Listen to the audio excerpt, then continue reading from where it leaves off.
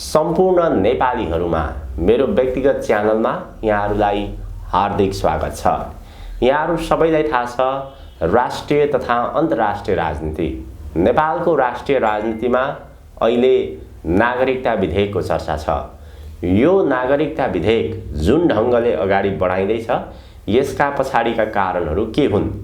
त्यसैगरी यो नागरिकता विधेयक चरम उत्कर्षतर्फ गइरहेको बेला आउँदो भाद्र 19 गते भारतका प्रधान सेनापति मनोज पाण्डे 5 दिने नेपाल भ्रमणमा आउँदैछन्। अन्तर्राष्ट्रिय राजनीतिको कुराकानी गर्दा चीन र भारतको शत्रुता अहिले थप बढ्दै गएको छ। चीनका विरुद्ध भारतले गतिविधि बढाउन सुरु गरेको छ।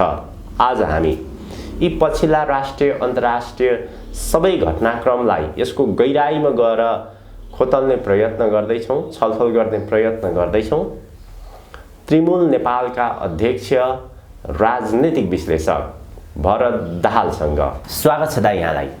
हजुर धन्यवाद। यो नागरिकता विधेयकको विषय नेपालको राष्ट्रिय राजनीतिमा अहिले बडो एउटा चासो चिन्ता विश्वभरिका नेपालीले यसलाई बडो गम्भीरताका साथ हेरिरहेका छन्।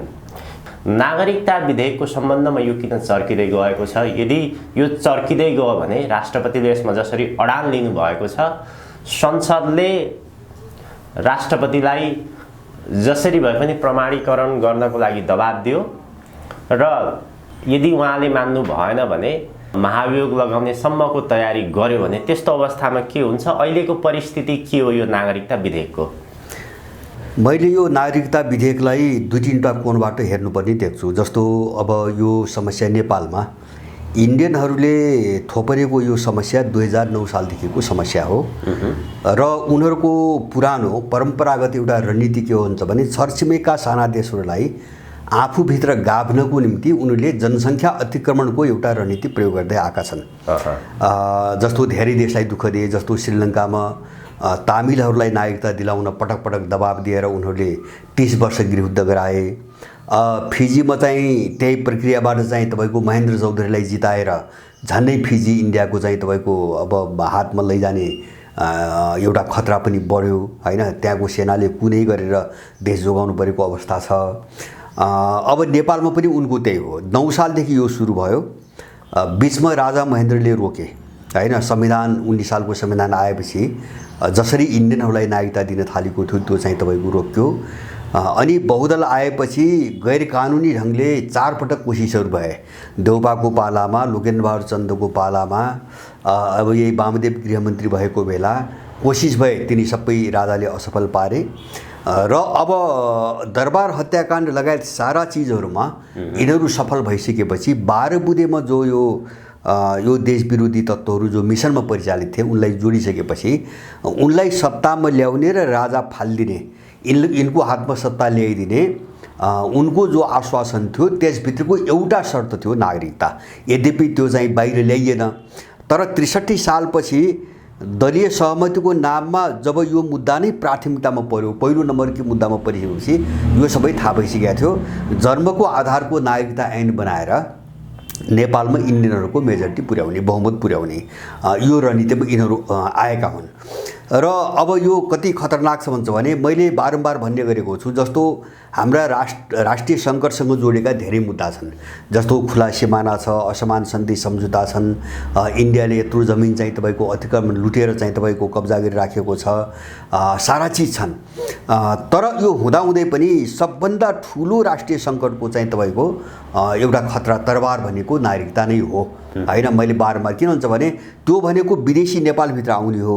नेपालभित्र आइसकेको विदेशीलाई निकाल्नुको निम्ति युद्धभन्दा अर्को विकल्प हामीसँग हुँदैन र त्यो कति डरलाग्दो हुन्छ, कति पीडादायी हुन्छ भन्ने कुरा हामीले फिलिस्तिनीहरू देखिरहेका छौँ। त्यही हेरे पनि हामीलाई पुग्छ हैन। जस्तो उनीहरूले इजरायल गठन गरेर दोस्रो विश्वयुद्धपछि अमेरिकन इजरायल गठन गरेर संसारभरिका यहुदीहरू खेरेर जो इजरायल बनाइदिए। अब त्यो इजरायल बनिसकेपछि त्यो यहुदीहरूको जनसङ्ख्याको कारणले त्यहाँ चाहिँ फिलिस्तिन राज्य नै बन्न नसक्ने अवस्था आयो हैन। आज फिलिस्तिन छैन, जबकि दोस्रो विश्वयुद्ध अगाडि फिलिस्तिन थियो, इजरायल थिएन। त्यसकारणले यो के हो भन्छ भने यदि कसैले नेपाली हुँ आफूलाई भन्छ भने यो मुद्दाको विरुद्धमा चाहिँ जानुको कुनै पनि चाहिँ विकल्प छैन। जो जाँदैन त्यो नेपाली पनि होइन, किन यो देश बुझाउने कुरा हो। मैले बारम्बार भनेको छु सिमाना खुला छ होइन। अब इन्डियनहरू नेपालभित्र आएको रेकर्ड पनि यहाँ राखिँदैन। जस्तो यहाँ आएको जब रेकर्ड नै राखिँदैन अनि यहाँ कहिले जन्मिएको हो भने त्यो प्रमाणित गर्ने कुनै कागज पनि छैन होइन, किन जन्मको रेकर्ड पनि राखिँदैन। र जन्मको आधारको नागरिकता ऐन बनाएर यिनले इन्डियनहरूलाई नागरिकता दिन सुरु गर्दा जन्मको कागजको प्रमाण खोजेका पनि होइनन्। यो तीनटा दलको सिफारिसमा जसलाई सिफारिस गरे त्यसलाई बाँड्न सुरु गरिएको हो। र वर्षेनी जसो 63 सालबाट बाँड्न सुरु गर्यो, अब 79 सालमा तिनी 16 वर्ष पुगे अहिले होइन। त्यही कारणले फेरि कुरो उठ्यो अहिले होइन। अब वर्षेनी चाहिँ तपाईँको 10 लाख इन्डियनहरू बढ्दै जान थाले नेपालमा भनेपछि यो हिसाबले त तपाईँको 5 वर्षमा उनको बहुमत हुन्छ। जस्तो योभन्दा अगाडिकी सुषमा स्वराज जो चाहिँ तपाईँको इन्डियन विदेश मन्त्री थिइन्, उनले चाहिँ त्यही संविधान जारी गर्दाखेरि उनले भनेको चाहिँ सबै नेपालीले सुनेको छ, नेपालमा रहेका 1 करोड इन्डियनहरूको एउटा भविष्यको बारेमा हामीलाई चिन्ता छ भनेर उनले प्रष्ट रूपमा बोलेका छन्। माने इन्डियनहरू पुग्नपुग 1 करोडको हाराहारीमा गएका छन् होइन। जस्तो सूर्यबहादुर, मैले तपाईँसँग पनि भनेको छु, जनमत सङ्ग्रहको भोटर लिस्टमा राखेर सूर्यबहादुर थापाले झन्डै 24 लाख चाहिँ तपाईँको इन्डियनलाई नागरिकता दियो होइन। त्यो बेला चाहिँ इन्डियाको द स्टेटमेन्ट भन्ने पत्रिकाले त्यो आँकडा पनि बाहिर निकाल्यो होइन। अब त्यसपछि चाहिँ 63 सालपछि बेरोकटोक चाहिँ विदेशीलाई नागरिकता दिइरहेछन् यिनीहरू बिना आधार बिना प्रमाण भनेपछि उनीहरूको झन्डै चाहिँ 1 करोडको आसपासमा जनसङ्ख्या पुगेको छ, पुग्दैछ। र यही स्थिति चाहिँ तपाईँको 5 वर्ष 10 वर्ष भयो भने इन्डियनको मेजोरिटी हुन्छ भन्ने कुरामा कुनै शङ्का छैन।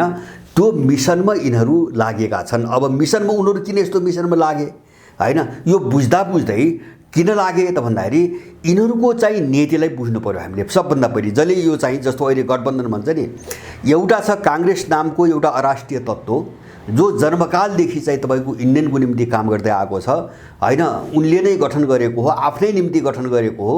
यो कहिल्यै पनि चाहिँ देशको निम्ति यसले काम गरेन, यसको चिन्तनै देश विरोधी छ होइन। त्यसमा पनि शेरबहादुरको ग्याङ आइसकेपछि जस्तो शेरबहादुरको शासन चलाउने चाहिँ आरजु देउबा, यिनीहरू चाहिँ पेशेवर रूपमा चाहिँ विदेशी चाहिँ इन्टेलिजेन्सका कर्मचारी भएर काम गर्दै आएका मान्छेहरू हुन्।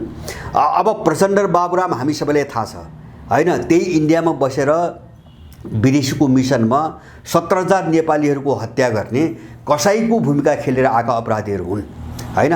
यही माधव नेपाल हो, दासढुङ्गामा चाहिँ तपाईँको मदन भण्डारी र जीवराज आश्रितको हत्या गराएर अनि सारा रिपोर्टहरू दबाएर चाहिँ तपाईँको नाङ्गो रूपमा चाहिँ तपाईँको यस्ता अपराधीहरूप्रति जो चाहिँ नेपालीहरू चाहिँ एउटा कठोर बन्न सकेनन् नि, त्यसकै नतिजा हो। यिनलाई के गर्नुपर्छ भन्ने जो बुझेर नि मान्छेले त्यसकै नतिजा हो।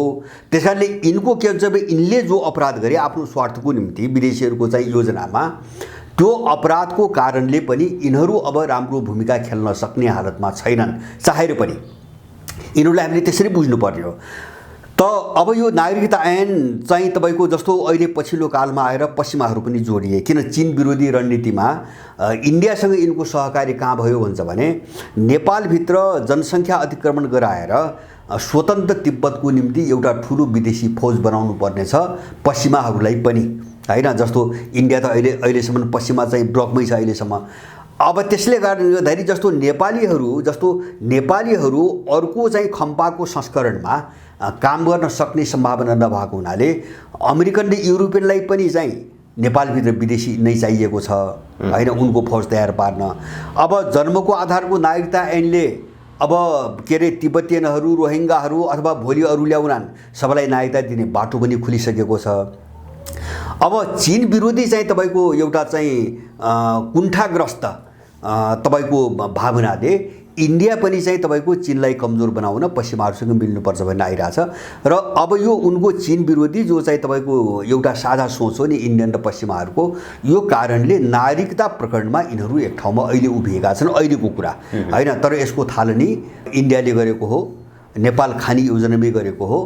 त्यस कारणले हामीले के हुन्छ भने यो लडाईँ अब यो राजनीतिक चाहिँ बहस र राजनीतिक विवादको कुरा मात्रै भएन कि देश मार्न उद्धत जो अपराधीहरू छन्, जो कसाईहरू छन् होइन, कसाई मैले किन भनेको भन्छ भने देशको सवाल मात्र होइन, हजारौँ नेपालीहरूको हत्या गर्ने यिनी कसाईहरू हुन्। त यिनलाई समाप्त नपारेसम्म देश जोगिन्न होइन। हामी यो निष्कर्षमा जानुको कुनै पनि विकल्प छैन। र मैले पाएको अर्को सूचना अनुसार सिङ्गो सेना कोही पनि नागरिकता विधेयकको पक्षमा छैन होइन, सेना पनि छैन।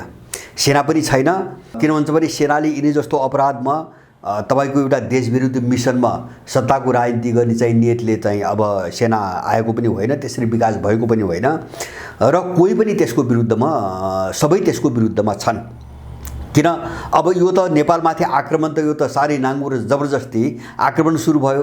र मैले अर्को पाएको सूचना अनुसार पनि जो मिडियामा तपाईँले भनेअनुसार राष्ट्रपतिले बरु राजीनामा गर्ने तर यो चाहिँ विधेयक प्रमाणीकरण नगर्ने भन्ने जो समाचार आइरहेछन् त्यो विषयमा त्यहाँ जिज्ञासाहरू राखिए। राष्ट्रपतिले कुरो उठाएको त होइन तर जिज्ञासाहरू त्यहाँ राखिए। राख्दाखेरि सबैको सल्लाह के भयो, त्यहाँ चाहिँ सुझाव उहाँलाई भन्छ भने राजीनामा कुनै हालतमा दिनु हुँदैन, अडान लिनुपर्छ, राजीनामा कुनै पनि हालतमा दिनु हुँदैन भन्ने खालको भयो। नेपालमा यो भाडाका कसाईहरू सङ्घको लडाईँ एउटा नयाँ मोडमा जाने सम्भावना देखियो र जानै पर्छ होइन। जस्तो यिनीहरूले त नेपाली मारिरहेकै छन्, जो मारे जो बाँचेका छन् तिनलाई पनि मारिरहेका छन् भने यिनलाई नमारिकन देश बन्दैन। अब देश उभो, यिनलाई नमारिकन देश चाहिँ उभो लाग्दैन। यो सोचमा सबै नेपालीहरू एउटा निष्कर्षमा पुग्नै पर्छ। र मेरो अनुरोध छ, राष्ट्रपतिको यो चाहिँ राजनीतिक जीवनको उत्तरार्ध हो, उत्कर्षकाल हो। अब उहाँ चाहिँ राष्ट्रपतिबाट गइसकेपछि अब पार्टी राजनीति गर्ने सम्भावना पनि छैन। अब राष्ट्रपतिबाट रिटायर भएपछि अब सरकारी कुनै पदमा जाने सम्भावना पनि छैन। त्यसकारणले गर्दाखेरि उहाँले आफ्नो जीवनलाई एउटा देशभक्तिपूर्ण चाहिँ तपाईँको बाटोमा चाहिँ उभ्याउने र देशभक्तिको एउटा चाहिँ प्रतीक, सत्ता राजनीतिभित्र देशभक्तिको एउटा प्रतीक बन्ने उहाँलाई योभन्दा राम्रो अवसर अब प्राप्त पनि हुँदैन। उहाँ झुक्नुभयो भने उहाँको इतिहास पनि सकिन्छ। र अब सेनाले पनि यही बेला भूमिका खेल्न सक्यो भने माने एउटा जुन अविश्वास राष्ट्रिय राजनीति, विश्वको भूराजनीति सबै सन्दर्भमा जो एउटा सेनाप्रति पनि अविश्वास पैदा हुँदै गएको छ, कमसेकम यो पाटोले सेनालाई एउटा राम्रो ट्र्याकमा अथवा राम्रो नजरमा ल्याउन मद्दत पनि गर्छ। त्यसकारणले मेरो कामना छ यो लडाईँ, हिजोको यो बैठक, राष्ट्रपतिले चाहिँ बोलाएको यो चाहिँ तपाईँको छलफल यिनी अपराधीहरूसँग लड्नको निम्ति एउटा कसी बन्नुपर्छ होइन, एउटा लक्ष्मण रेखा बन्नुपर्छ। लक्ष्मण रेखा भनेको भाडामा विदेशीले पारेका कसाईहरू र देशभक्त नेपालीहरू छुट्टिने एउटा चाहिँ लक्ष्मण रेखा बन्नुपर्छ। र यो मोडलाई नै हामीले वारपारको बाटोमा लैजानुपर्छ। योभन्दा अर्को बाटो चाहिँ मैले चाहिँ देख्दिनँ। हजुर, यो नागरिकता विधेयक, यो राष्ट्रघाती विधेयक हो। यो विधेयक कुनै पनि हालतमा अगाडि बढाउनु हुँदैन।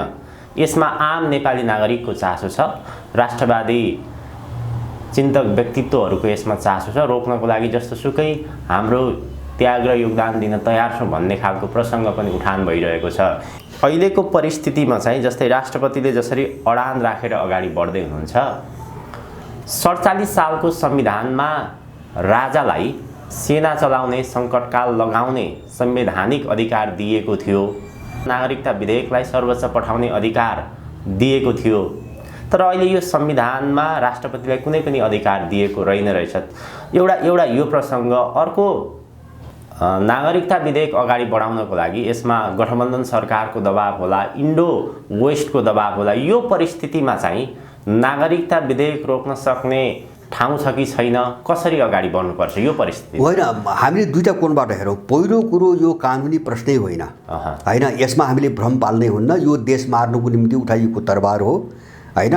यसलाई कानुनी चाहिँ तपाईँको रूपबाट व्याख्या गर्यो भने हामी चाहिँ फस्छौँ पहिलो कुरा होइन। किन दुष्टहरूले, यो भाडाका चाहिँ तपाईँको अपराधीहरूले देशलाई समाप्त पार्ने जो रणनीतिमा आए नि, यसलाई हेरिकन हामीले यसलाई कानुनी प्रश्न बनाउनु हुँदैन। यो एकदमै विशुद्ध चाहिँ राजनीतिक रूपमा गर्नुपर्ने निर्णय हो, नम्बर 1। दोस्रो कुरा, अब त्यो हिसाबले हेर्दाखेरि मैले बारम्बार भनेको छु, सेना, राष्ट्रपति अथवा अरू व्यक्तिहरू छन्, उनीहरू यो देशका नागरिक हुन् कि होइन, अथवा यिनको चाहिँ त्यो पदीय जिम्मेदारी होइन, देशको रक्षा गर्ने चिज चाहिँ कुरो प्राथमिकतामा हो कि होइन, त्यो विदेशीले परिचालन गरेका भाडाका मान्छेहरूको निर्देशन र आदेशमा चल्ने हो। पहिले यो कुरो छुट्याउनु पर्यो। अनि मैले भने नि, जस्तो मैले अघि नै भने फिजीमा इन्डियनहरूले महेन्द्र चौधरीलाई जिताएर तपाईँको फिजीलाई पुरै इन्डियामा मिलाउनु खोजेपछि सेनाले कु गरेर देश बचायो। त्यो कु त त्यहाँको चाहिँ कानुनमा त थिएन नि, होइन? तर जायज थियो गर्नु पर्यो, किन त्यो कु नगरेको भए फिजी रहन्न थियो, हामीले बुझ्ने थियो, होइन? जस्तो श्रीलङ्कामा जस्तो अहिले पश्चिमाहरू बरबराइरहेछन्, मानवाधिकारको हनन भयो, छानबिन भयो, त्यहाँ धेरै फसाउनु खोजे। अब किन भन्छ भने तपाईँको जस्तो श्रीलङ्काको तामिललाई दमन गरेर समाप्त नपारेको भए त जाफना प्रायद्वीप त टुक्रिन्थ्यो, होइन? त्यसलाई कानुनी चस्माबाट मात्रै हेरेको भए, मानव अधिकारको यो साम्राज्यवादी कोणबाट मात्रै हेरेको भए श्रीलङ्का त टुक्रिन्थ्यो, होइन? के श्रीलङ्काले गलत गर्यो भन्ने हामीले, होइन? देश बचाउनुको निम्ति जे गर्यो त्यो गलत गर्यो भन्ने राष्ट्रपतिको चाहिँ ऊ पनि यही हो अहिले छान्नुपर्ने चिज, होइन? र सेनाको पनि यही हो पहिलो कुरा। दोस्रो कुरा के हो भन्छ भने यिनी अपराधीहरू जो छन् नि, यिनीले कहिले चाहिँ कानुनी काम गरेका छन्, कहिले कानुनी काम गरेका छन्, यो प्रश्न पनि उठाउनु पर्यो। अब जस्तो 63 सालपछि जन्मको आधारको नागरिकता दिँदा कुन प्रमाण, कागजी प्रमाणका आधारमा यिनले बाँडे, त्यो कानुनी काम थियो थिएन? त्यो यिनले देखाउनु पर्दैन, होइन? जस्तो खुला सिमाना राखेर अनि चाहिँ तपाईँको इन्डियनहरू आएको यहाँ तथ्याङ्क नै चाहिँ नराख्ने चलन बसाएर अनि यिनीहरूले जन्मको आधारको नागरिकता के आधारमा वितरण गर्छन्, होइन? कुन कानुनी आधार छ त्यहाँ? त्यो मात्र होइन, म अगाडि भन्छु शेरबहादुर जस्तो चाहिँ लम्पट, होइन? पञ्चायत कालसम्म अर्कासँग चाहिँ पैन्ट मागेर लगाउने मान्छे शेरबहादुर देउपा, होइन? यो प्रचण्ड बाबुराम भने यिनी कङ्गालहरू, होइन? हिजोको यिनको सम्पत्ति विवरण हेर्ने हो भने, होइन, तपाईँको के अरे चाहिँ 5-10 लाखको भन्दा बढी सम्पत्ति छैन। यिनको मासिक 50 लाखको खर्च कहाँबाट आइरहेको छ, त्यो कुन कानुनबाट यिनले प्रमाणित गर्न सक्छ, होइन? यिनी अपराधीलाई त समात्नु पर्यो नि यिनका ठाउँमा। यिनका गाडी चाहिँ कसले चलाइदिएको छ, यिनको मासिक 50 लाख खर्च कसले चलाइदिएको छ, यिनी अपराधीहरूले गर्ने चाहिँ तपाईँको कामहरू कुन कानुन अन्तर्गत गरेका छन्, होइन? जस्तो यी चुनाव घोषणा भयो, होइन? यस्तो जथाभावी छ नागरिकता विधेयक, होइन? कुन कानुनले दिन्छ? चुनाव चाहिँ के अरे चाहिँ तपाईँको चुनाव घोषणा भइसकेपछि सरकार कामचलाउ हुनु पर्दैन? सरकार कामचलाउ भयो कि भएन? अनि उसले नागरिकता विधेयक अगाडि बढाउन पाउँछ, होइन? पास गर्न पाउँछ? त्यो कुन कानुनले दिन्छ? त्यो भनेपछि कानुनको कुरै छैन, होइन? यो के हो भन्छ भने कानुन त के हो भन्छ भने अर्कालाई च्याप्नुको निम्ति दिने उदाहरण बताइयो, होइन? पहिलो त नेपालमा कानुन कहिले पनि कार्यान्वयन भएको छैन, हामी त्यो भ्रमै पर्नु हुँदैन। दोस्रो कुरो कानुन यिनलाई नलाग्ने अरूलाई लाग्ने भनेको के हो, हामी त्यो बहसमा जानु पर्यो। तेस्रो कुरो चाहिँ देशको चाहिँ तपाईँको अस्तित्वको प्रश्नका अगाडि यिनका संविधान, यिनका कानुन, यिनका बैठकका संसदका निर्णयको कुनै पनि अर्थ छैन। यिनलाई चाहिँ तपाईँको टोयलेट पेपर बनाएर फ्याँकिदिनुपर्छ। त्यस कारण हामी अहिले देश भनेर जाने हो, राष्ट्र भनेर जाने हो। अब यसलाई मार्नको निम्ति जो हतियारहरू आइरहेछन् नि अगाडि, यिनीसँग जे मुकाबला गर्नुपर्छ हामी त्यही सोच बनाएर जाने हो।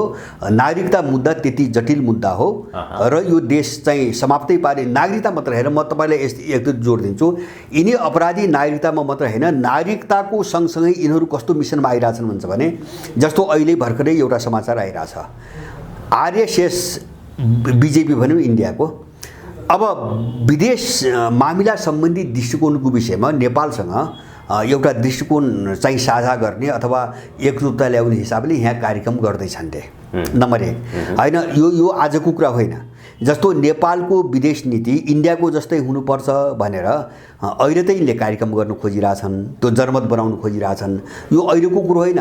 सन् 2016मा यो प्रचण्ड भन्ने अपराधी इन्डियामा गए बेला मोदीसँग जारी गरेको संयुक्त वक्तव्यको 11औं नम्बर बुँदा अहिले पनि हेर्नुहोस्, त्यहाँ के भनेको छ भन्छ भने अन्तर्राष्ट्रिय घटनाहरूमा, महत्त्वपूर्ण अन्तर्राष्ट्रिय घटनाहरूमा इन्डिया र नेपालले एउटै साझा दृष्टिकोण बनाउने भन्ने कुरा छ। त्यहाँ दिशातिर जाने भन्ने छ। माने उनीहरूले विदेश नीति आफ्नो हातमा कन्ट्रोल गर्न खोजिरहेछन् र त्यो 16मा भएको स्टेटमेन्ट 16मा वक्तव्यमा आइसकेको छ। र अहिले यिनकै पालामा होइन बिजेपीले चाहिँ अथवा आरएसएसले यहाँ अन्तर्क्रिया र गोष्ठीका कार्यक्रम आयोजना गरिरहेछन्। नम्बर 1। नम्बर 2, यसै बेला इन्डियामा एउटा निर्णय भएको छ। त्यो के भएको छ भन्छ भने जो अग्निपथ भन्ने योजना छ, सैन्य भर्तीको योजना इन्डियाको, अहिले त्यो अग्निपथमा जो गोर्खा रेजिमेन्ट छ इन्डियामा त्यसबाट छानेर केही मान्छेहरू र बाँकी नेपालभित्र नयाँ भर्ती गरेर इन्डियाले आफ्नो रेगुलर आर्मीमा नियमित सेनामा नेपालीहरू भर्ती गर्ने निर्णय गरिसक्यो। भनेपछि त अब यसको अर्थ हिजो त चाहिँ मेसिनरीहरू चाहिँ भर्ती गर्थे, मेसिनरीहरू भर्ती गर्थे। अब त उनीहरू कहाँ आइसके भन्छ भने त्यो आरएसएस इन्डियन सत्ताले के गर्न खोजिरहेछ भन्छ भने नेपाल त इन्डिया नै हो भन्ने एउटा मनोविज्ञान बनाउनुको निम्ति नेपालीहरूलाई आफ्नो नियमित सेनामा भर्ती गर्ने निर्णय नै गरिसक्यो। 2 होइन, मैले विदेश नीति भने, अर्को चाहिँ तपाईँको सुरक्षातिर भन्यो। नेपाल त्यो गर्दासम्म यिनीहरूमा हुन्छन्, यहाँ यिनी अपराधीहरू त्यो गर्दासम्म मौन छन्। मौन मात्रै होइन कि यो प्रचण्ड जस्तो हत्यारा, यो अपराधी अस्ति इन्डियामा गएर यो सबै सहमति गरेर आएको छ। जस्तै ऊ आउने बित्तिकै चाहिँ नागरिकता विधेयकमा लाग्यो नि, बर्बर आयो नि, होइन। त यिनीहरू कति घृणित चाहिँ कुकुरभन्दा पनि तल गिरेका मान्छे हुन् भन्छ भने 2 छाक भात खानुको निम्ति जे पनि गर्थे, होइन। एउटा भुस्या कुकुरको औकात नभएका, होइन, ऊ जति पनि चाहिँ इज्जत नभएका, सङ्कोच नभएका, होइन, यिनी सबैले चाहिँ तपाईँको सत्ता, धन सम्पत्ति र जो अपराध गरी नि त्यसबाट जोगिनुको निम्ति यिनीहरू जे गर्न पनि चाहिँ तयार भएर गइसकेका छन्। त्यस कारणले गर्दाखेरि इन्डियनहरूले यति बेला नागरिकता चाहिँ तपाईँको किन यिनी सबै जोडिएका हुन्, मैले त्यस कारणले उठाउँदैछु, होइन। जस्तो चाहिँ तपाईँको विदेश नीति पनि उनले हातमा लिने, नेपालको सुरक्षा नीति पनि उनले हातमा लिने, होइन। अरू स्रोत साधनका कुरा त छोडिदिनुहोस्, होइन, सधैँ लिनै राखेका छन्, यिनले बुझाइराखेका छन्। त यसरी बिस्तारै बिस्तारै सबैतिरबाट गाँजेर अनि चाहिँ जन्मको आधारको नागरिकता ऐन र त्यो ऐन लिएका सन्तानहरूलाई वंशजका नागरिक बनाएर, जस्तो अहिले विधेयकमा गएको छ नि, वंशजका, होइन। अस्ति 63 सालमा यिनले नागरिकता दिएका इन्डियन, त्यो पनि नेपालमा आएर मानौ 50औं वर्ष बसेका चाहिँ तपाईँको इन्डियन होइन, होइन, जथाभावी चाहिँ नेपालभित्र पस्दै खुला सिमानाको फाइदा उठाएर अनि चाहिँ नागरिकता माग्दै इन्डियाले जलाई सिफारिस गर भन्यो, त्यसैलाई गरे यिनीहरूले। यो सबै चाहिँ तारतम्य इन्डियाले एकैपटक मिलाइरहेछ र यो कन्सेप्ट उनको इन्डियाको कहाँ जोडिया छ भन्छ भने उनीहरू यो आरएसएस सत्तामा आएपछि बिजेपी जो अखण्ड भारतको कुरा गरिरहेका छन् त्यो मिसनसँग जोडिएको छ। यो सबै अन्तिम अखण्ड भारतको मिसनसँग जोडिएको छ। अब यो मिसनसँग मैले भने सुरक्षा र विदेश नीति मात्रै होइन, यहाँको धार्मिक नीति पनि जोडिएको छ। जस्तो आरएसएसको एउटा अभियान छ, यहाँ आरएसएसको अभियान के छ भन्छ भने त्यो हिन्दुत्वको नाममा उनीहरू, होइन, जो ब्रिटिसहरूले जो गठन गरेका थिए नि आरएसएसका संस्थापक, जस्तो सावरकर भए, अब उनी त आरएसएसमा थिएनन् तर आरएसएसको आइडियोलग विचारधारात्मक गुरु भनेर अहिले भनेका छन्। जस्तो हेडगेवार भए, गोलवारकर भए, उनलाई पुजाउने, यहाँ फोटोमा माल्यार्पण गराउने, अनि आरएसएसको हिन्दुत्वको प्रचार गर्ने, अनि हाम्रो देशका सभ्यता, संस्कृति, धर्म, संस्कृति, संस्कार सबै चाहिँ मास्ने, नरहरनाथलाई पनि सिद्ध्याउने, प्रपन्नाचार्य पनि सिद्ध्याउने, फाल्गुनन्द पनि सिद्ध्याउने, होइन। हाम्रो अहिले चाहिँ के अरे आत्मानन्द लिङ्गदेल छन्, उनलाई पनि सिद्ध्याउने, यहाँ यत्रा बौद्ध भिक्षुहरू चाहिँ यिनलाई पनि सिद्ध्याउने, धार्मिक चाहिँ गुरु, धार्मिक कलाई बनाउने हेडगेवार चाहिँ गोलवारकरलाई। यो मिसनमा यहाँका केही अपराधीहरू लागेका छन्। माने आर्थिक रूपमा, राजनीतिक रूपमा, सुरक्षा कोणबाट, विदेश नीति कोणबाट, धार्मिक कोणबाट, सबै कोणबाट अहिलेको इन्डियाले नेपालमा हात हालिरहेको छ। अब यो सबै हात कहाँ हालिरहेको छ भन्छ भने यो सबै चिजलाई अगाडि बढाउने उसको मूल आधार भनेको नागरिकता ऐन हो। जन्मको आधारको नागरिकता ऐन अहिले यिनले थपेर जो प्रावधान लागेका छन्, अहिले त चाहिँ तपाईँको 72 सालभन्दा अगाडि जन्मेको पनि प्रावधान लागेको छ अहिलेको संविधानमा, होइन। हिजो चाहिँ 63 साल बनाउँदाखेरि 46 साल राखे, अब अहिले त 72 सालभन्दा अगाडि नेपालमा जन्मेका अरे भनेपछि इन्डियन आइरहेछ, यिनले अनि त्यो आधार वर्षलाई घटाउँदै तानिरहेछन्, जनपछि जन तानिरहेछन्। भनेपछि यी हत्यारा हुन्, यी देशद्रोही हुन्, यी कसाई हुन्, यी अपराधीहरू हुन्, यिनलाई मार्नुपर्छ, यिनलाई मार्नै पर्छ खुलेआम। नेपालीहरूले यो मानसिकता जबसम्म बनाउँदैनन्, जबसम्म आफ्ना फोरी घृणित सानातिना स्वार्थको कारणले यिनका पछाडि लाग्छन् नि, त्यो बेलासम्म देश यस्तो गोलचक्कर, यस्तो जोखिम र यसको पीडामा चाहिँ तपाईँको फसिरहन्छ।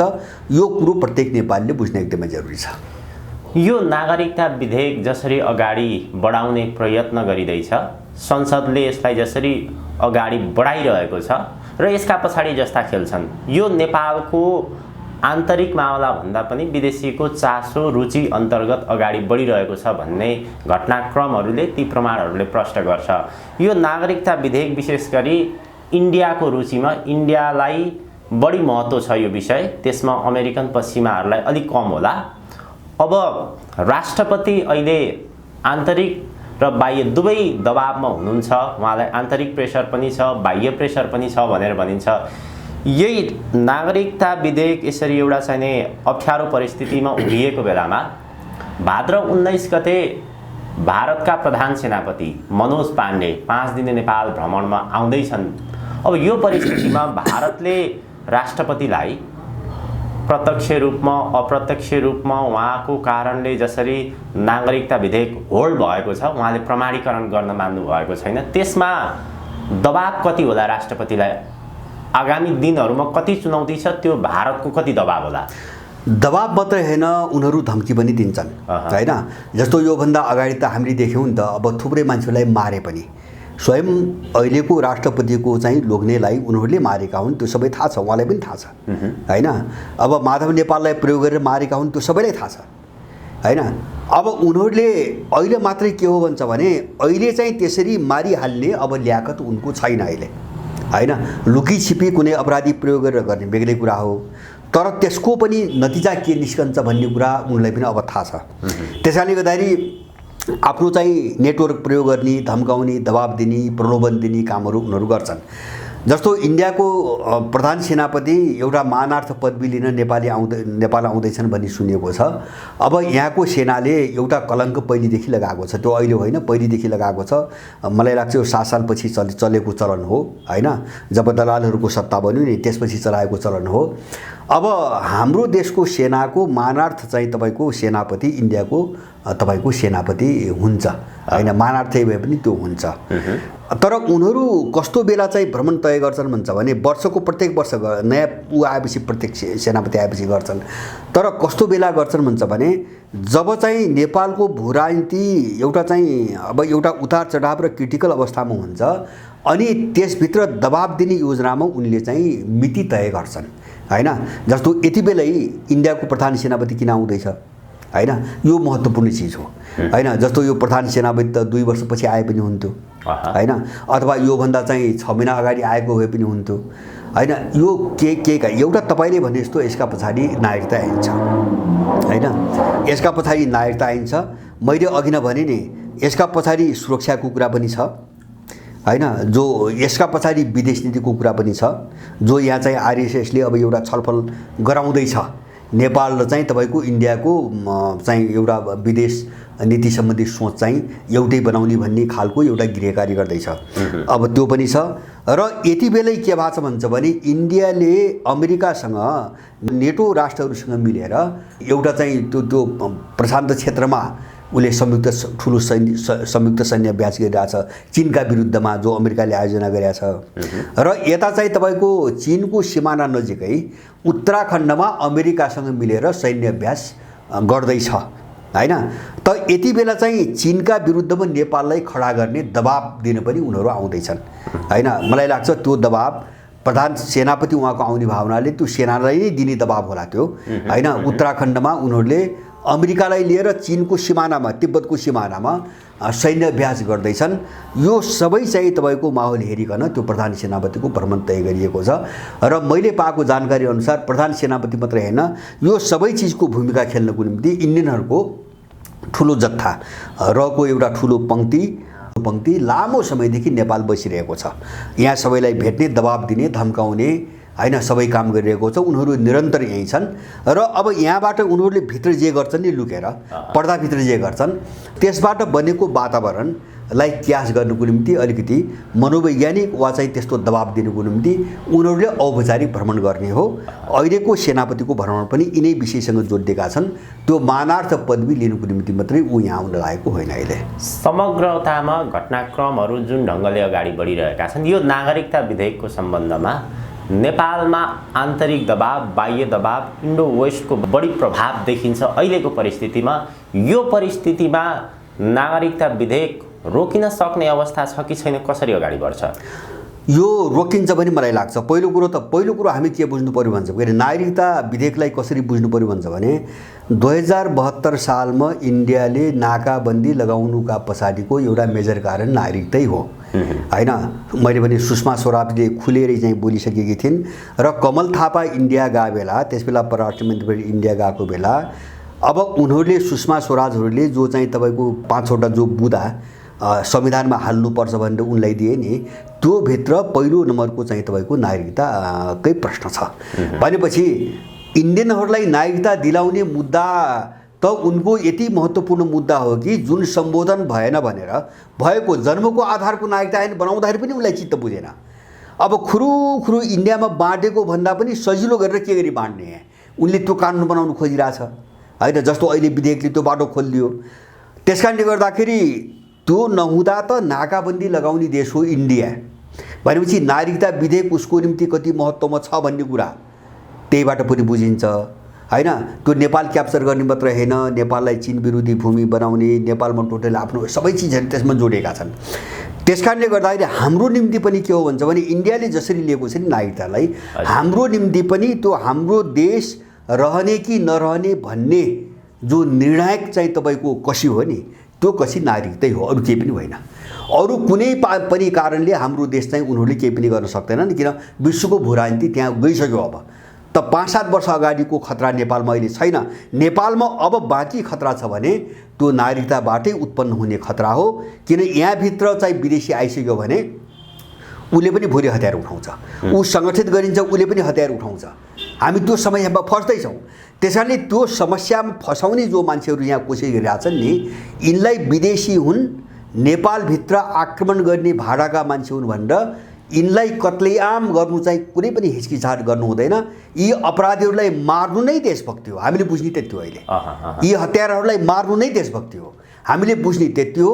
त्यो ध्रुवीकरणको बाटोमा राष्ट्रपति जानुपर्छ होइन।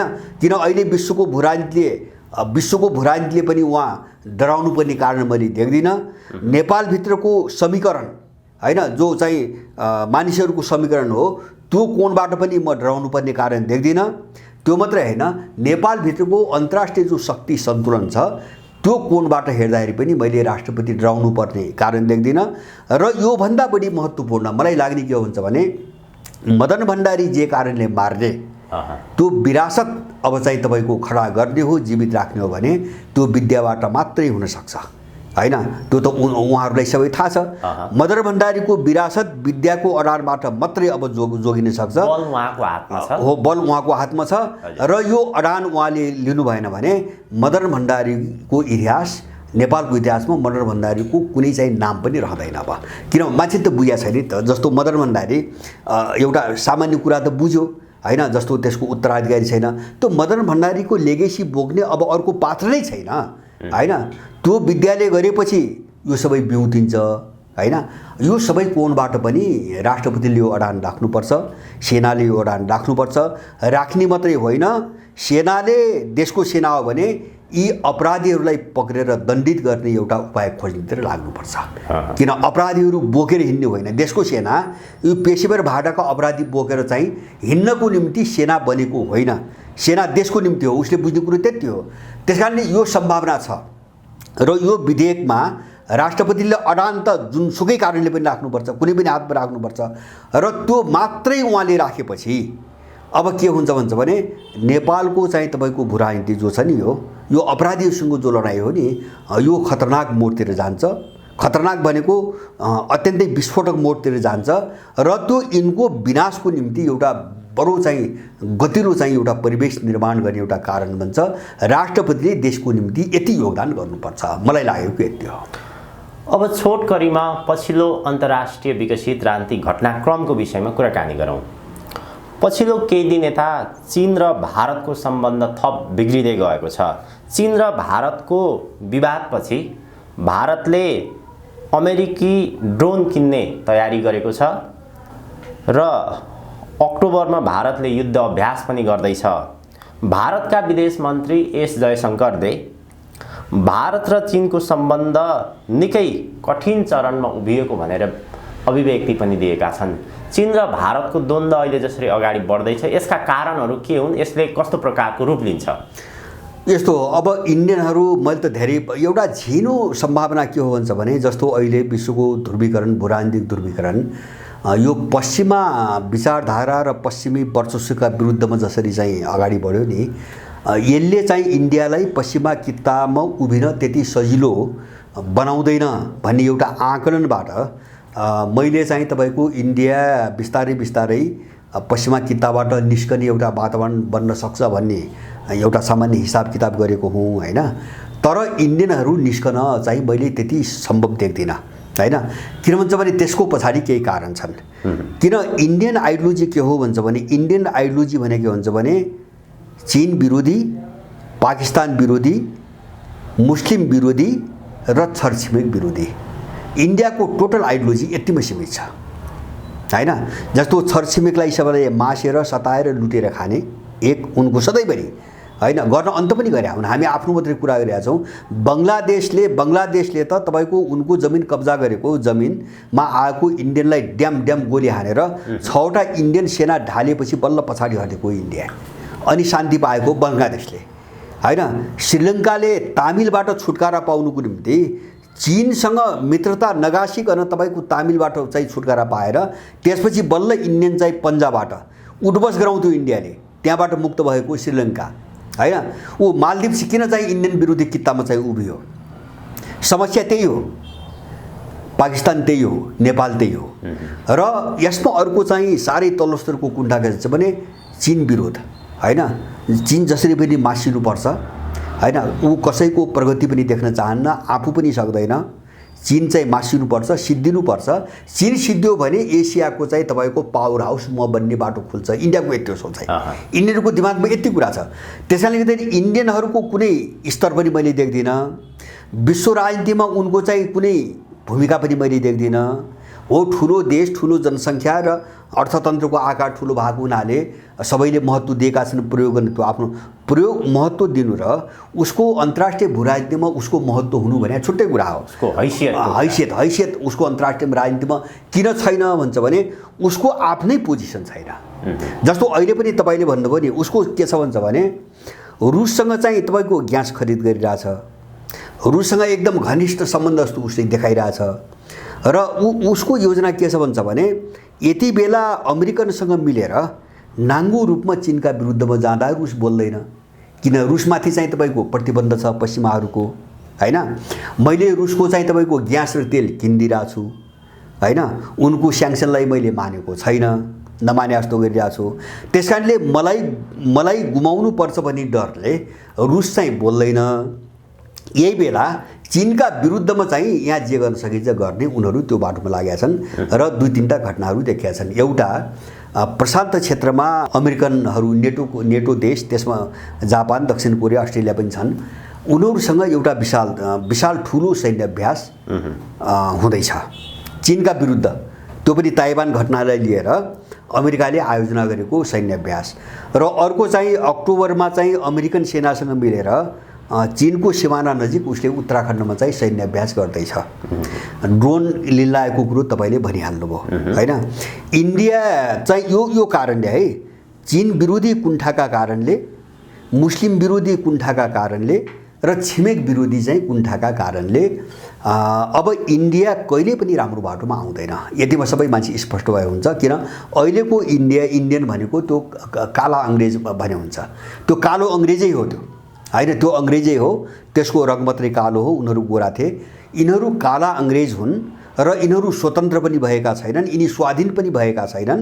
र अहिले पनि सबै चाहिँ ब्रिटिस के अरे एङ्ग्लो अमेरिकन चाहिँ मेकानिजमले चलाउँदै आएको देश हो 1947 देखि अहिलेसम्म पनि। हिजो ब्रिटिसहरूको चाहिँ दबदबा थियो, आज अमेरिकनहरूको छ, फरक त्यति मात्रै हो।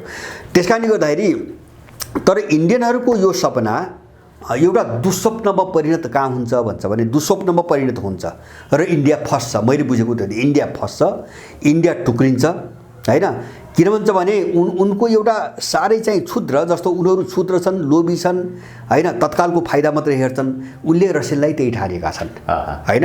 र यो ध्रुवीकरणमा चीन र रसिया कुनै पनि हालतमा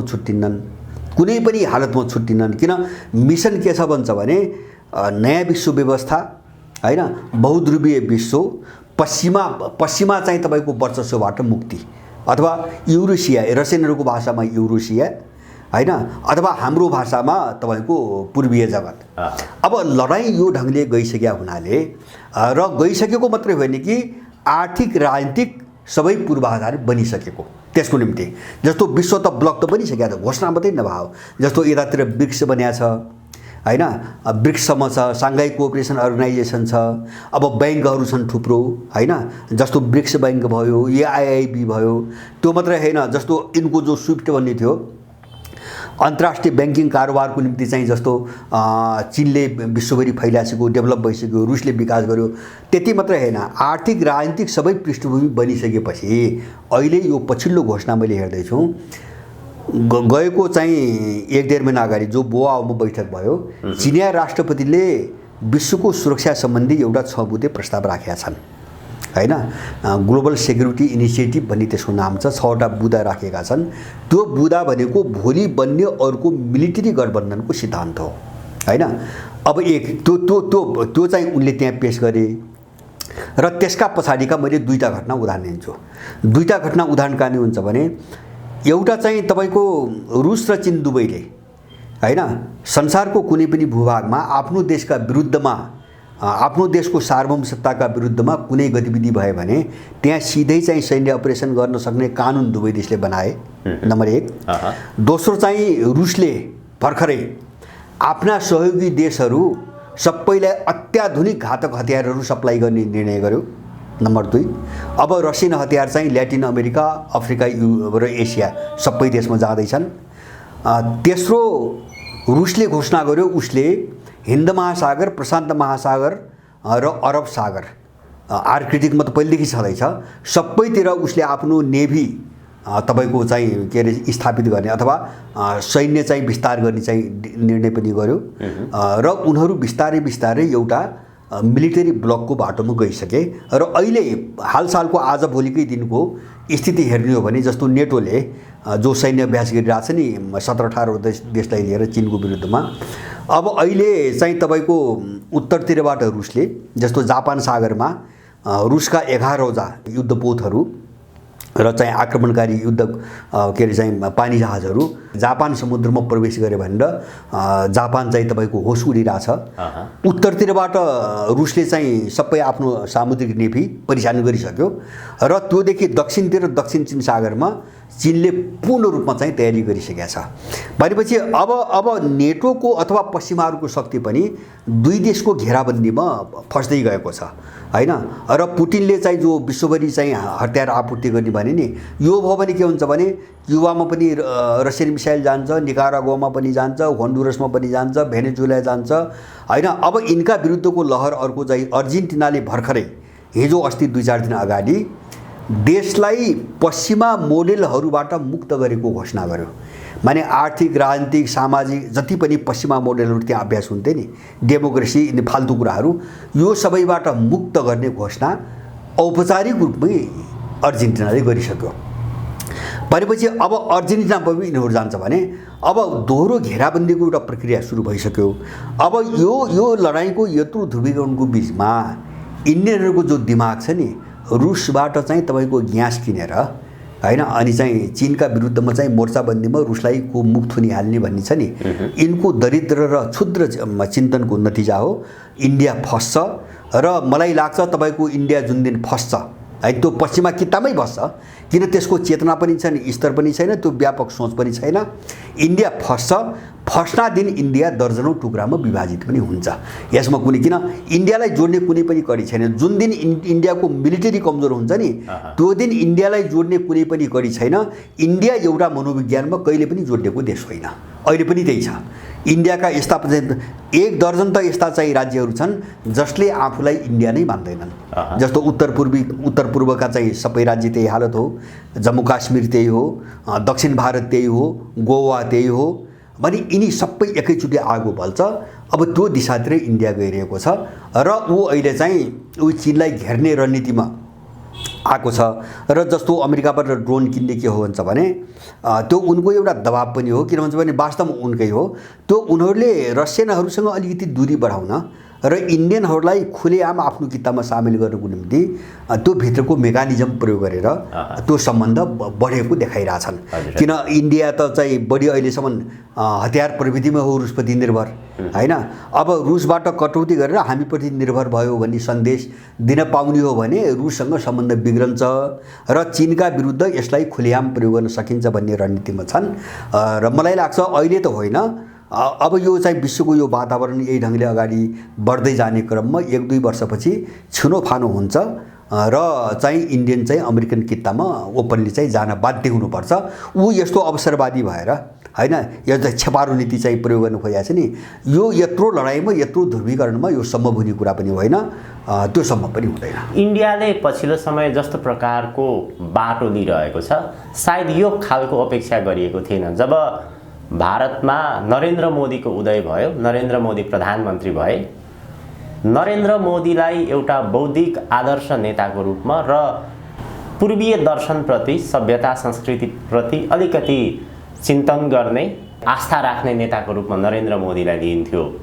नेपालको सम्बन्धमा पनि नरेन्द्र मोदीले राम्रैसँग अध्ययन गरेका छन्, बारम्बार नेपाल आइरहेका छन् र उनको अगाडि जो दामोदर नरेन्द्र मोदी नाम राखिएको छ त्यो पनि नेपालमा उसले ध्यान साधना गरिसकेपछि त्यो उनको नाम रह्यो भनेर भनिन्छ। यो परिस्थितिमा चाहिँ यी यावत विषयको जानकार हुँदाहुँदै नरेन्द्र मोदीले अहिले जुन प्रकारको बाटो अवलम्बन गरिरहेका छन् उनको त्यो बाध्यता हो अथवा के हो, कसरी हेर्ने? होइन, यस्तो हो, एउटा दुईटा कोणबाट हेरौँ। जस्तो नरेन्द्र मोदी अथवा बिजेपीमा भएका अरू कतिपय मान्छेहरूको व्यक्तिगत रूपमा राय अर्को होला, त्यहाँ नजाउँ, होला व्यक्तिगत रूपमा छन्। जस्तो अहिले इन्डियाले जे भूमिका खेलिरहेछ त्यसपछि असन्तुष्ट मान्छेहरू त्यहाँ धेरै छन्, त्यो बिजेपीमा पनि छन्, त्यो अन्यत्र पनि छन्। तर हामीले नरेन्द्र मोदीको कुरा गर्नुभन्दा अगाडि हामीले हेर्ने आरएसएसलाई हो हैन। किन नरेन्द्र मोदीले आरएसएसको चाहिँ रणनीतिभन्दा बाहिर गएर केही पनि गर्न सक्दैनन्। किन चाहिँ जस्तो बिजेपीको चाहिँ नामबाट चाहिँ राजनीति गर्ने जम्मै मान्छेहरू आरएसएसबाट स्वीकृत भएको हुनुपर्छ हैन। महत्त्वपूर्ण जिम्मेवारी जाने मान्छे उनले स्वीकृत गरेको हुनुपर्छ। अब आरएसएसको हो भन्छ भने तपाईँले भने जस्तो यिनको रुचि सभ्यतासँग पनि छैन, त्यो झुटो, त्यो मूर्खहरूको चाहिँ बुझाइ हो त्यो हैन। यिनको सभ्यतासँग पनि कुनै रुचि छैन। अब यिनको अब जस्तो अहिले हिन्दुत्व तपाईँ देख्नुहुन्छ नि, त्यो सभ्यतासँग जोडिएको होइन, मान्छेलाई भ्रम छ, त्यो मुस्लिम विरोधी सेन्टिमेन्टसँग जोडिएको हो। त्यो इन्डियन सभ्यता अथवा चाहिँ पूर्वीय सभ्यतासँग जोडिएको मुद्दा होइन त्यो हैन। हुन्थ्यो भने उनको समग्र जो दीर्घकालीन रणनीति हो नि त्यसमा त्यसको रिफ्लेक्सन, त्यसको प्रतिबिम्ब देखिनु पर्थ्यो हैन। उनको दीर्घकालीन रणनीतिमा कहीँ पनि त्यसको छाया पनि देखिँदैन हैन।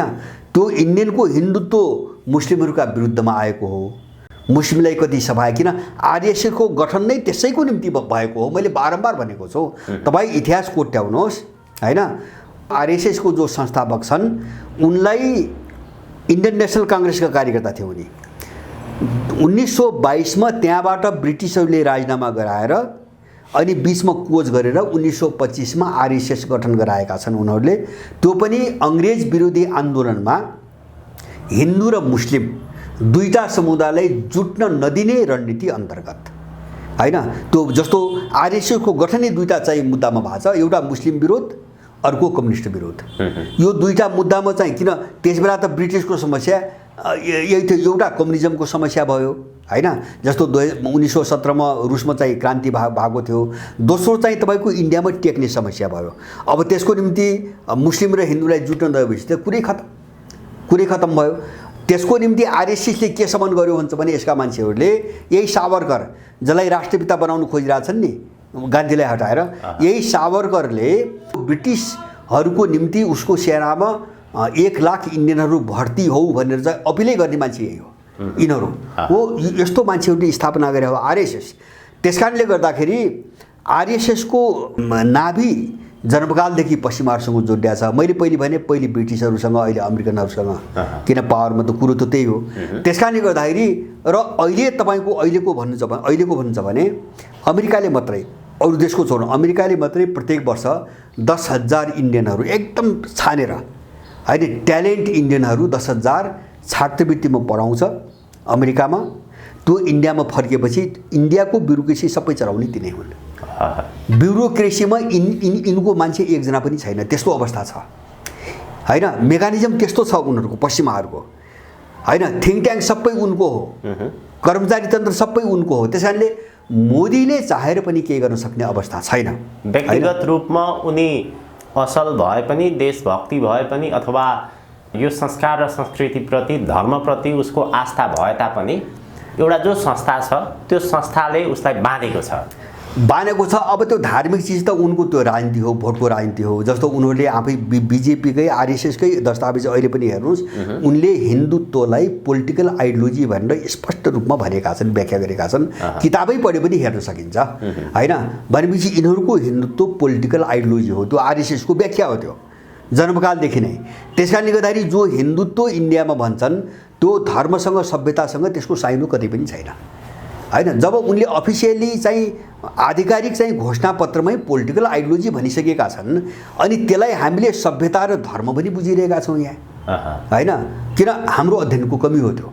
त्यस कारणले गर्दाखेरि उनीहरू सभ्यताप्रति हुन्थे, देशको स्वाधीनताप्रति हुन्थे भने म एक दुईवटा कुरा मात्रै भन्छु। जस्तो इन्डियाको सर्वोच्च अदालतमा अहिले पनि हिन्दी भाषालाई इन्डियाका अरू कुनै पनि भाषाहरूलाई वैधानिक रूपमा बहस गर्ने फैसला नै अधिकार छैन। कुनै अङ्ग्रेजी बाहेक कुनै भाषा चल्दैन, त्यो हालतमा छन् उनीहरू।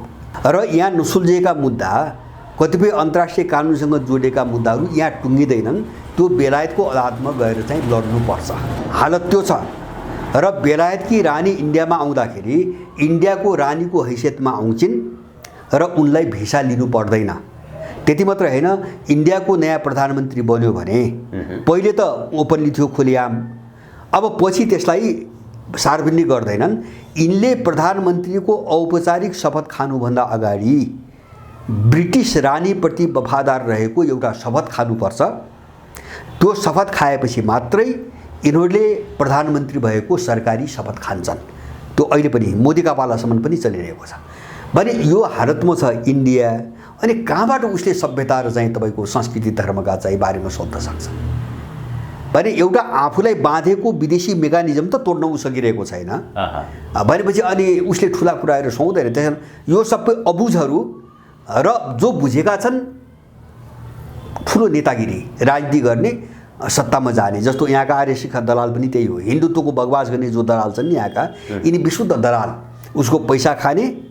अनि भोलि चाहिँ तपाईँको अब ऊ सत्तामा छ, अर्को पटक पनि उही जित्छ भन्ने यिनलाई विश्वास छ। अनि चाहिँ नेपालको यो तरलतामा भोलि अलिकति परिवर्तन भयो भने हामी त मान्य हुने, मन्त्री हुने होइन, सरकारमा जाने, बस यिनी दरिद्रहरूको चाहिँ दिमागमा त्योभन्दा बढी केही छैन। जो आरएसएसका हेडगेवार र गोलवारकर ल्याएर यहाँ चाहिँ पूजा गराइरहेको छ नि, धुपालिरहेको छन् नि, यिनी दलालको हैसियत पनि त्यही इन्डियनको चरित्र जो हो नि त्योभन्दा माथि छैन। त्यस कारणले इन्डिया यो सभ्यताको लडाइँमा इन्डियाको भूमिका ठुलो हुँदैन। बरु चीनले, मैले तपाईँसँग अघिल्लो पटक पनि सायद मैले भनेको छु, चीनले 2 पटक एसियाका सभ्यताहरूको सम्मेलनको चाहिँ कन्फरेन्स आयोजना गरिसक्यो। 2019बाट सुरु गरे हो, 19 मा गर्यो, 21 मा चाहिँ भर्चुअल सम्मेलन गर्यो कोरोनाको कारणले।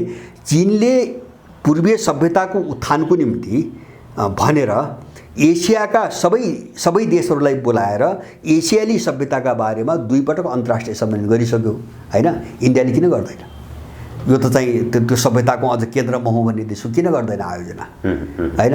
पश्चिमा सभ्यता, मैले भने नि अर्जेन्टिना चाहिँ तपाईँको पश्चिमा मोडेलबाट मुक्त भयो भन्ने घोषणा गर्यो हैन, इन्डियाले किन गर्दैन? त्यो चाहिँ सभ्यता र संस्कृति भने त बगबग त होइन नि त, त्यो बगबगाउने कुरा त होइन। त्यो त सिङ्गो राज्य प्रणाली, सिङ्गो आइडियोलोजी, सिङ्गो चाहिँ तपाईँको चिन्तन प्रणाली, जहाँ चाहिँ विकृति आछ, पश्चिमापन आछ, त्यसका विरुद्धको लडाइँ पो हो त। त्यो हटाउने भने त हो त। सबै पालना पश्चिमा गर्ने अनि चाहिँ म पूर्वीय हुँ भन्ने कसैले पत्याउँछ, त्यसको कुनै पनि योगदान हुँदैन। त्यस कारणले यो चाहिँ इन्डियनहरूको राजनीति हो। यिनीहरू पश्चिमा सभ्यताको र पश्चिमासँग जो लडाइँ चलिरहेको छ नि, त्यो लडाइँमा यिनको योगदान कतै पनि मैले देख्दैन। त्यो आज पनि छैन, त्यो भोलि पनि हुँदैन। हस्, अत्यन्त धेरै धन्यवाद दाइ आजको महत्त्वपूर्ण समय, विचार र जानकारीको लागि। हस्, यहाँलाई पनि धेरै धन्यवाद।